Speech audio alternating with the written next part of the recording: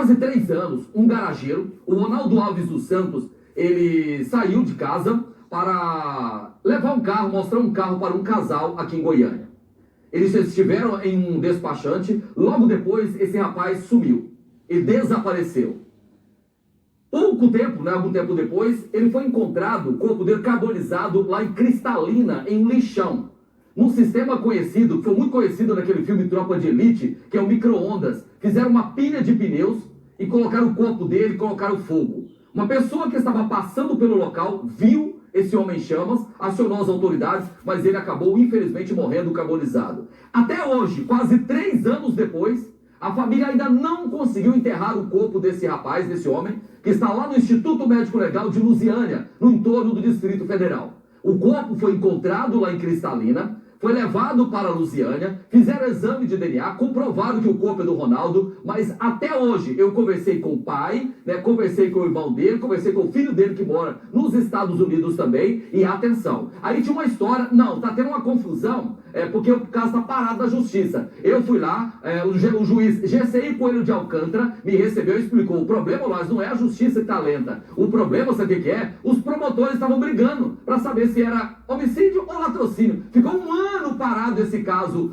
no judiciário, porque os promotores não se entendiam. Um promotor dizia que era latrocínio, outro que era homicídio. Cada um tem um juiz diferente. Agora, o Tribunal de Justiça, quase um ano depois desse processo parado, decidiu que é um caso de homicídio. Então vai ser cuidado aí pelo Dr. GCI Coelho. Um outro detalhe, até hoje a Polícia Civil não conseguiu esclarecer esse caso. Não indicou quem matou, por que matou. Agora, tentaram sacar dinheiro da conta dele, transferir o patrimônio da conta dele. Até hoje essa história não foi esclarecida pela Polícia Civil de Goiás. Daqui a pouco eu vou trazer todos os detalhes dessa reportagem. Eu fiz essa reportagem e vou trazer todas as informações para você aqui no Balanço Geral. Vamos dar uma olhada lá fora. Como é que está Goiânia nesta quarta-feira? Como é que está a do Ronaldo? O Ronaldo trabalhava com compra e venda de veículos em leilão, movimentava muito dinheiro, só que apareceu um casal querendo comprar um carro dele. Eles foram até um despachante. A partir desse momento, ele não foi mais visto. O corpo dele foi encontrado queimado num lixão, no aterro sanitário em Cristalina, no entorno do Distrito Federal. Depois disso, tentaram sacar dinheiro da conta dele, tentaram transferir veículos, tentaram de tudo. A família denuncia que a investigação na Polícia Civil está parada. E até hoje, a família não consegue fazer o enterro do corpo dele. Acompanhe essa história comigo aqui. É aqui, no Instituto Médico Legal de Lusiânia, no entorno do Distrito Federal, que desde 2017 estão os restos mortais do garageiro Ronaldo Alves dos Santos.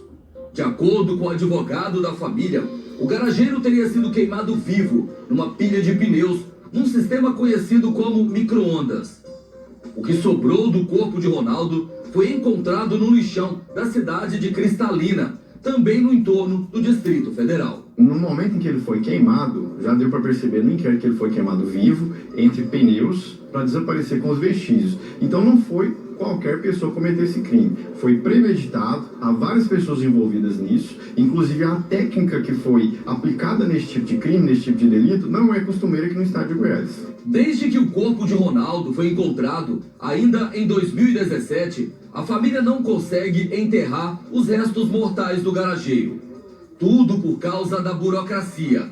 É que 2 promotores do Ministério Público de Goiás entraram na justiça para decidir se a morte de Ronaldo foi um homicídio ou um latrocínio, que é o roubo seguido de morte. O Tribunal de Justiça de Goiás demorou quase um ano para decidir que Ronaldo foi vítima de um homicídio. O Ministério Público titular aqui da vara, do que eu sou presidente, ele entendeu que o caso era de latrocínio e não de homicídio. Então foi redistribuído para uma vara específica que julga crimes de latrocínio. Entretanto, o promotor dessa vara entendeu que não era latrocínio e sim homicídio. Então surgiu um conflito. O Ministério Público local vai ou solicitar mais diligência, ou pedir o arquivamento, ou até oferecer a denúncia, começando a ação penal. Quase 3 anos após a morte de Ronaldo, a família vive uma espécie de velório interminável. Não consegue sequer fazer o enterro do garageiro. Uma dor que parece não ter fim. É difícil, né? 2 anos e 6 meses nesse velório esperando e até agora nós não conseguimos o certificado do idiópito para poder enterrar os restos mortais dele que está lá em Lusiânia. Então estamos aguardando, já está tudo pronto para fazer o enterro, mas até agora a justiça não libera nada para nós. O senhor já, inclusive, já reservou túmulo, já preparou tudo? Já tem o túmulo já pronto para ele, já está tudo pronto, só falta a certidão de óbito para poder fazer o enterro dele. Se ficar desse jeito aqui, vai empurrando um ano, e a gente não vai conseguir enterrar meu irmão, que é uma coisa que ele merecia, né? Era digno, né? De acordo com o advogado contratado pela família de Ronaldo, a investigação da Polícia Civil está parada. Nesse período, teriam tentado transferir dinheiro da conta de Ronaldo. Documentos também teriam sido falsificados para transferir veículos e os parentes estariam sendo ameaçados. Enquanto isso, quase 3 anos depois do crime, a família não sabe quem matou o garageiro.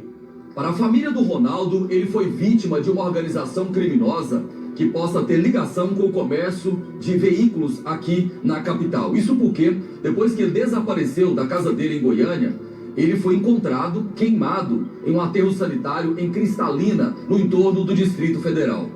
A forma com que ele foi queimado, doutor, também foge dos padrões de crimes de pistolagem, qualquer outro tipo de crime de vingança aqui no estado. Sim, a forma que foi praticado o delito contra o senhor Ronaldo envolve técnicas que não são costumeiras do próprio estado de Goiás. Por exemplo? São técnicas do tipo seguinte, que ele foi colocado entre pneus, foi queimado vivo. Pessoas que podem ter, né, ou teriam interesse na morte do Ronaldo, ficaram ricas de uma hora para outra. Há várias pessoas que na época tinham contato com o senhor Ronaldo. Dos que tinham contato com o senhor Ronaldo, 90% dessas pessoas tiveram veículos que eram deles, do senhor Ronaldo, e agora são dessas pessoas. Não tem prova de que foi vendido, não tem prova de negociação, e simplesmente as pessoas se apossaram dos bens do senhor Ronaldo. Ou seja, por si só, isso já seria uma grande suspeita. Sim, por si só, já no mínimo suspeita para que haja uma investigação contra essas pessoas. E assim, não houve realmente. O juiz Gesseir Coelho de Alcântara, que vai assumir o caso na justiça, diz que ainda não recebeu o processo. E assim que receber, vai encaminhar ao Ministério Público.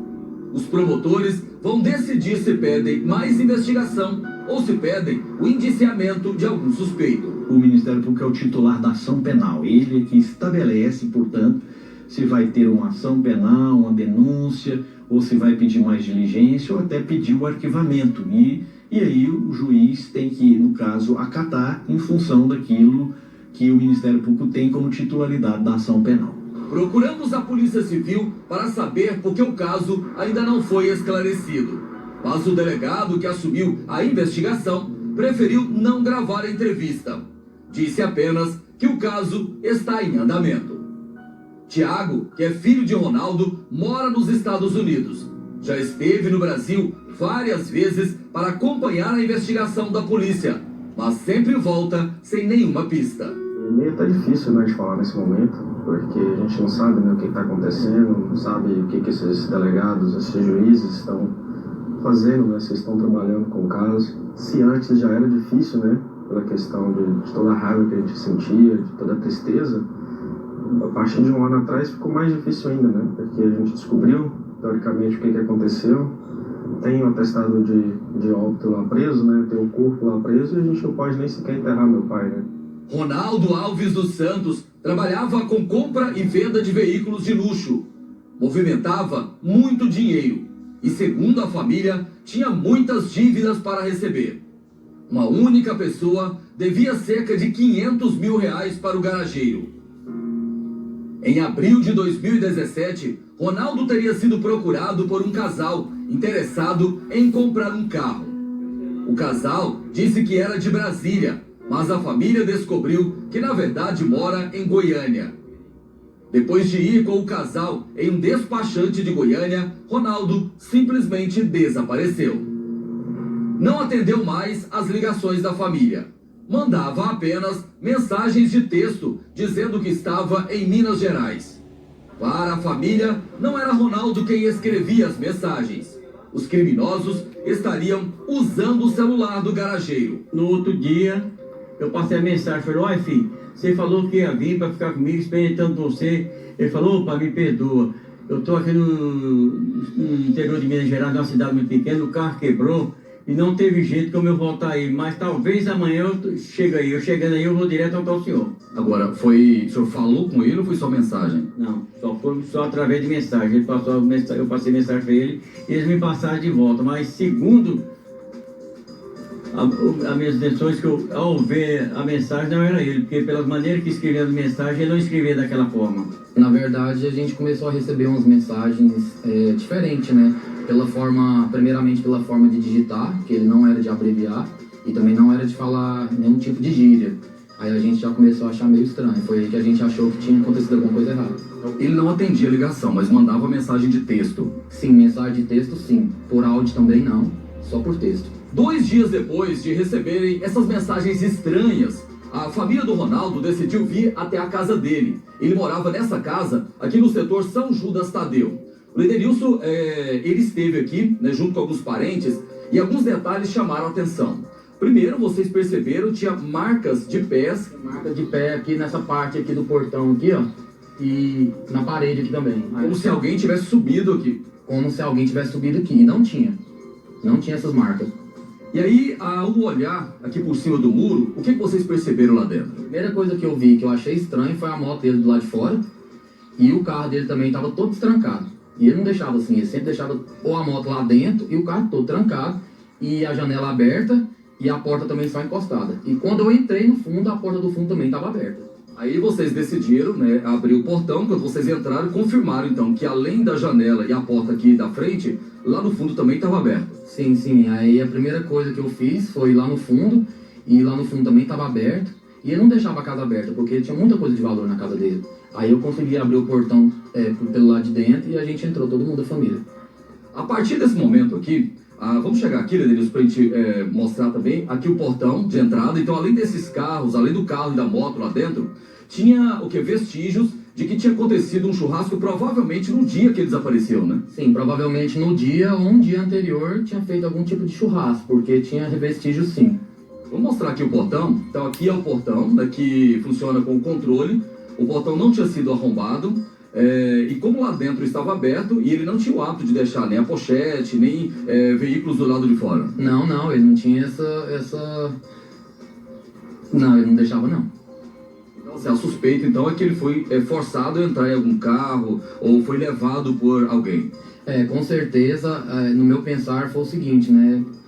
Entrar em contato com ele, marcar o horário com ele de buscar os outros carros que estavam interessados e depois disso sumiu com ele. E foi a partir desse momento aqui que vocês já começaram a perceber de que realmente o fato da casa estar vazia e aberta e as mensagens que vocês receberam, alguma coisa tinha acontecido. Com certeza alguma coisa tinha acontecido e tinha ligação uma coisa com a outra, porque como ele falou que ia viajar para Minas Gerais, como que uma pessoa viaja sem roupa, sem pasta de dente, sem escova de dente, sem perfume, sem desodorante, sem nada, sem mochila, sem nada. Nada de objetos pessoais? Os objetos pessoais dele estavam todos na casa. Só documentos que ele levou? Só os documentos pessoais que não estavam na casa. No carro apreendido pela polícia, foram encontradas cordas que teriam sido usadas para amarrar o garageiro. O carro estava com a mulher que foi com Ronaldo até o despachante. Só que, segundo a família, apesar das suspeitas, ninguém foi preso para averiguação. A polícia teria ignorado as informações repassadas pela família. Hoje a polícia fala que o inquérito na mão da promotoria e só está esperando a promotoria resolver o que tem que resolver para devolver o caso para eles finalizar o caso. A única coisa que a gente sabe. Agora, diante disso, vocês não têm mais informação sobre nada? Quem foi que matou? Como é que foi? Não, a gente tem algumas informações que a polícia passou, só que nada é concluso pra gente, né? Porque a gente fica sem saber o que fazer. Tanto o pai quanto o irmão de Ronaldo afirmam que o garageiro já vinha suspeitando de que algo estranho poderia ocorrer.